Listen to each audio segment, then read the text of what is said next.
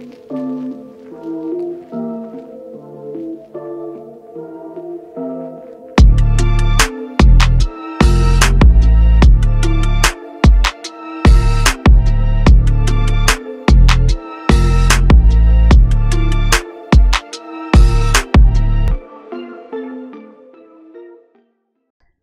दोस्तों, welcome to sleepy classes. Recently down to earth में एक आर्टिकल आया था जिसमें सैंड और डस्ट स्टॉर्म के इम्पैक्ट की बात की गई है ऑन इंडिया।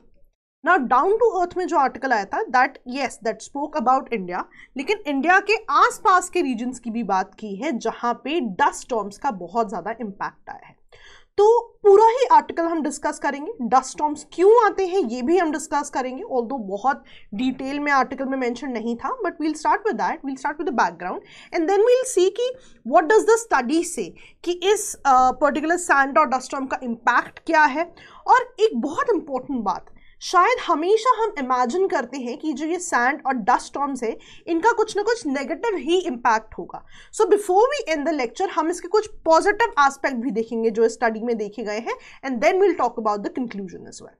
तो अगर हम अपना पूरा का पूरा टॉपिक डिस्कस करने की कोशिश करें तो न्यूज़ में जिस स्टडी की बात की गई थी दैट सेड कि around 500 million people in India and not only in India, 80% population of, आप देखोगे Turkmenistan, Uzbekistan, Tajikistan which is your central Asia, Iran, Pakistan, मैं आपको मैप में भी दिखाऊंगी, यहाँ पे बहुत ज़्यादा ग्रस्त है ये regions with these sand storms, right. अब इन सैंड स्टॉर्म्स की वजह से यहाँ पे एयर क्वालिटी बहुत ही ज़्यादा पुअर या फिर डिग्रेड हो जाती है, ठीक है।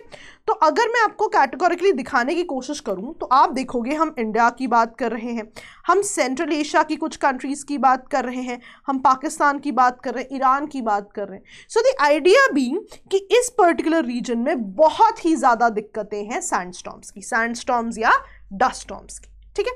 अब ना सबसे पहले लेट्स अंडरस्टैंड द बैकग्राउंड कि ऐसा क्यों है कि इन रीजन्स में बहुत ही ज़्यादा इशू होता है in terms of sand storm and dust storm. तो अगर मैं आपको दिखाने की कोशिश करूं डेजर्ट्स ऑफ द वर्ल्ड, तो आप देखेंगे इस रीजन में बहुत ही ज़्यादा डेजर्ट्स हैं, राइट। फॉर एग्जाम्पल इंडिया की हम बात करें, थार डेजर्ट, राइट। अगेन आप अरेबियन रीजन में देखोगे यू हैव डेजर्ट्स वहाँ पर भी, राइट। आप जब अरेबियन डेजर्ट की बात करते हो अरेबियन पेनिनसुला में, सेंट्रल एशिया में भी आप देखोगे कराकोलम किजलकुम डेजर्ट है। अगेन आप देखोगे कि मंगोलिया की जब हम बात करेंगे you have Gobi desert, right. Again आपने देखा होगा कि चाइना की जब हम बात करेंगे आप टकलामकान डेजर्ट की भी बात करते हैं। सो द आइडिया भी कि इस रीजन में ऑलरेडी बहुत ज़्यादा डेजर्ट्स हैं। अब क्योंकि यहाँ पे बहुत ज़्यादा डेजर्ट्स हैं, डेफिनेटली डेजर्ट्स की जो सैंड है, जो डस्ट है, वो बहुत ही ज़्यादा जो है जो विंड के साथ आगे बढ़ती रहेगी तो it will bring a lot of particles to different countries as well. तो जो सैंड स्टॉर्म्स हैं, जो डस्ट पार्टिकल्स हैं, ये हवा के साथ जो है बाकी रीजन्स में भी आसपास आ जाते हैं। और सिर्फ डस्ट पार्टिकल्स या सैंड पार्टिकल्स का रीजन नहीं है। अगर आप साइक्लोन प्रोन रीजन्स देखेंगे, इन रीजन्स में जब भी साइक्लोन्स आएंगे, राइट, या थंडर स्टॉर्म्स आएंगे, वो भी अपने साथ जो है कहीं ना कहीं डस्ट को जो है उड़ाकर ले जाते हैं, राइट। सो ये भी एक फैक्टर की तरह एक्ट करते हैं कि ये जो डस्ट है ये लॉन्ग डिस्टेंस जो है ट्रैवल करती है। एंड नॉट ओनली दिस, ये जो आपका पूरा रीजन है आप देखोगे यहाँ पे बहुत ही ज़्यादा मिनरल रिच रीजन भी है। तो जब मिनरल्स को डिग किया जाता है तो मिनरल डस्ट जो उड़ती है वो भी विंड सिस्टम्स के साथ जो है आगे बढ़ जाती है और बाकी रीजन्स में फैल जाती है, राइट। तो ये 3 बहुत इंपॉर्टेंट कारण माने गए हैं जिनकी वजह से इस रीजन में बहुत ही ज्यादा डस्ट स्टॉर्म या सैंड स्टॉर्म्स आते हैं, ठीक है। तो दिस वाज द बेसिक कि क्यों इन रीजन्स में सैंड स्टॉर्म्स या डस्ट स्टॉर्म्स पाए जाते हैं। Now let's talk about the article कि आर्टिकल क्या कहता है। आर्टिकल कहता है इन सभी रीजन्स में, पूरे के पूरे एशिया पैसिफिक रीजन में बहुत ज्यादा डस्ट स्टॉर्म्स आए जाते हैं, राइट। और एक बहुत इंपॉर्टेंट रीजन की जो खासियत है यहाँ पे कि यहाँ पे बिकॉज मिनरल्स बहुत ज़्यादा डिग किए जाते हैं तो मिनरल डस्ट बहुत ही ज़्यादा पाया जाता है इस पर्टिकुलर रीजन में, राइट। तो ये भी एक बहुत इंपॉर्टेंट कारण माना गया है डस्ट और सैंड स्टॉर्म्स का, जैसे कि हमने पहले डिस्कस किया है। नाउ विल टॉक अबाउट कि ये रिपोर्ट किसने पब्लिश की है। तो recently sand and dust storms risk assessment in Asia and the Pacific report आई है, जो कि recently Asian and Pacific centre for development of disaster information management ने जो है पब्लिश की है। तो you just need to remember the name of the report. Name of the report क्यों याद करना है? लेट्स से आपको इस तरह का कोई क्वेश्चन आता है और आप उसमें इंपैक्ट लिखते हैं डस्ट स्टॉर्म्स का, क्या होगा? You can always mention this report.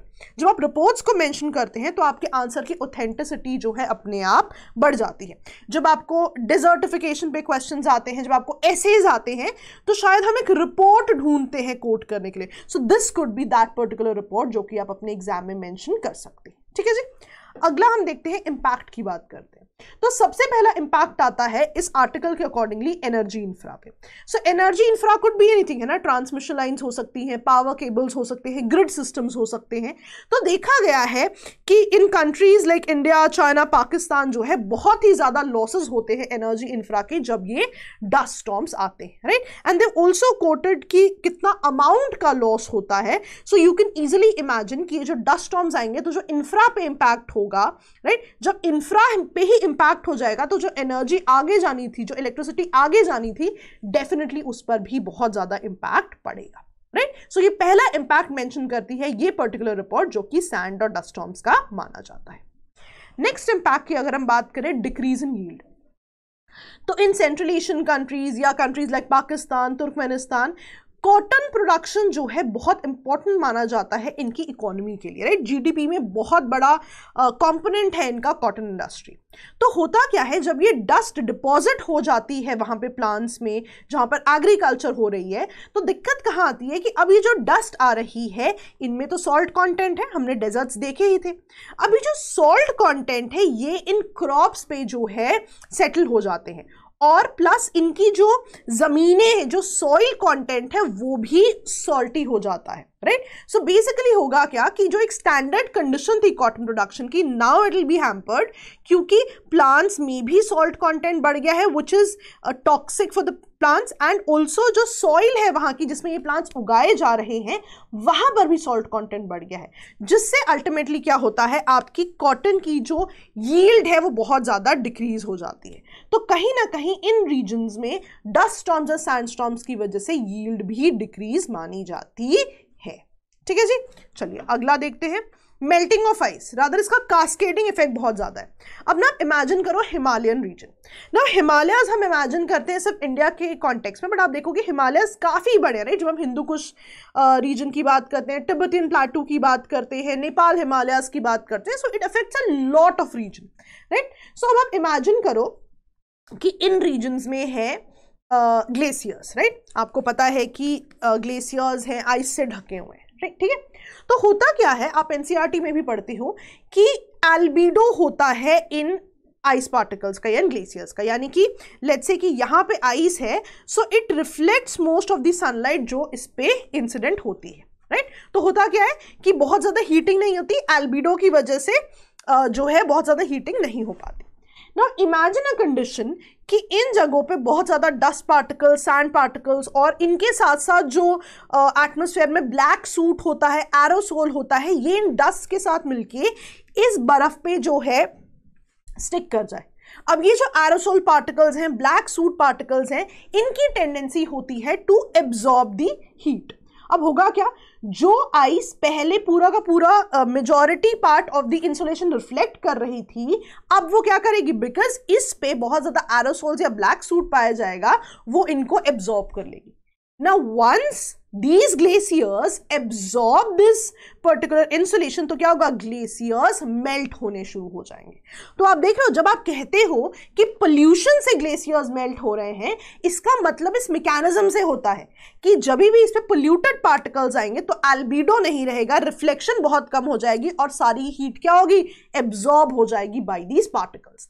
That is why हम कहते हैं कि क्लाइमेट चेंज से बहुत ज्यादा ग्लेशियर्स पे इफेक्ट हो रहा है। अब आप इमेजिन करो कि जो तिब्बतियन प्लेटू है, राइट, वो थर्ड पोल कहलाता है because a lot of fresh water is also there, right. अब ये फ्रेश वाटर जो है फिलहाल आप देखो ग्लेशियर की फॉर्म में भी है, तो क्या होगा जब ये मेल्ट होना शुरू हो जाएगा तो हिमालय का पानी जिन जिन रीजन्स में जाएगा वहां पे सडनली पानी का बहाव बढ़ जाएगा और वहां पे बहुत ज्यादा इंपैक्ट हो सकते हैं। फॉर एग्जाम्पल आप गंगा रिवर सिस्टम की ही बात कर लीजिए, सडनली इमेजिन फ्लैश फ्लड्स आ जाए वहां पे और पूरा का पूरा वहां पे बह जाए, राइट। तो अल्टीमेटली क्या होगा, वहां पे जो भी सोशो इकोनॉमिक इंपैक्ट है वो बहुत ज्यादा होगा, राइट। तो ये कुछ चीजें हैं जो हमें सोचनी बहुत ज्यादा जरूरी है कि जब इन ग्लेशियर्स पे, हिमालयन रीजन पे, हिंदू कुश रीजन पे जब ये डस्ट पार्टिकल्स आते हैं along with the all other polluted particles, तो कास्केडिंग इफेक्ट होता है और चीजें जो है बहुत ही ज्यादा सोशो इकोनॉमिक इंपैक्ट की तरफ बढ़ जाती है।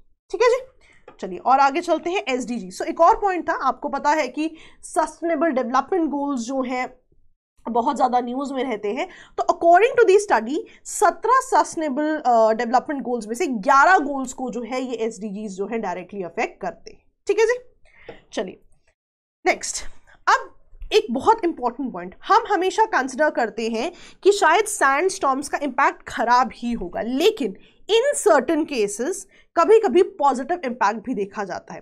फॉर एग्जाम्पल ऐसा देखा गया कि कुछ कंडीशंस में ये जो डिपोजिशंस हैं, राइट, हमेशा ही सैलिनिटी में दिक्कत नहीं करती, कभी कभी they get certain nutrient content with themselves, और ये जो है कहीं की वेजिटेशन को बेनिफिट भी करती है, बट अगेन बहुत ज्यादा नहीं करती। देयर आर सर्टेन कंडीशंस जहां पे ऐसा देखा गया है कि डस्ट पार्टिकल्स में न्यूट्रिएंट कंटेंट भी होता है और जब वो एक स्पेसिफिक तरह की वेजिटेशन पे जाता है तो वेजिटेशन को बेनिफिट भी करता है।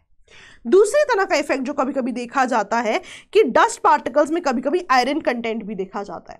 तो जब ये आयरन कंटेंट ओशंस पे इकट्ठा हो जाता है, डस्ट जो है ओशंस पे जाना शुरू कर देता है, तो एक बहुत अच्छी चीज क्या होती है, कभी भी आप देखोगे जब हम आयरन इंक्रीमेंट होगा आपके ओशन में तो फाइटोप्लैंक्टन्स भी बढ़ेंगे, राइट। जितने फाइटोप्लैंक्टन्स बढ़ेंगे देखा गया है कि मरीन फूड वेब्स भी उतने ही बेटर होते जाते हैं। तो फाइटोप्लैंक्टन्स ग्रोथ भी जो है इससे कहीं ना कहीं बढ़ते हुए नजर आते हैं। Now these things are not seen हमेशा, बट कुछ कंडीशंस में ये पॉजिटिव इंपैक्ट भी देखे गए, राइट। तो imagine yourself quoting this in the exam, right, बहुत ही अच्छे मार्क्स आपको मिलेंगे बिकॉज ये बहुत ही स्पेसिफिक पॉइंट्स हैं जो इस रिपोर्ट में दिए गए हैं।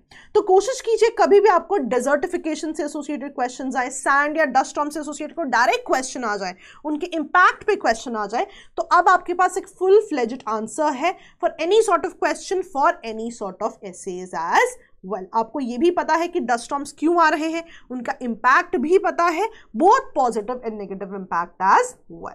ठीक है जी, तो yes, so there was this conclusion in the article as well कि अब क्या किया जाए।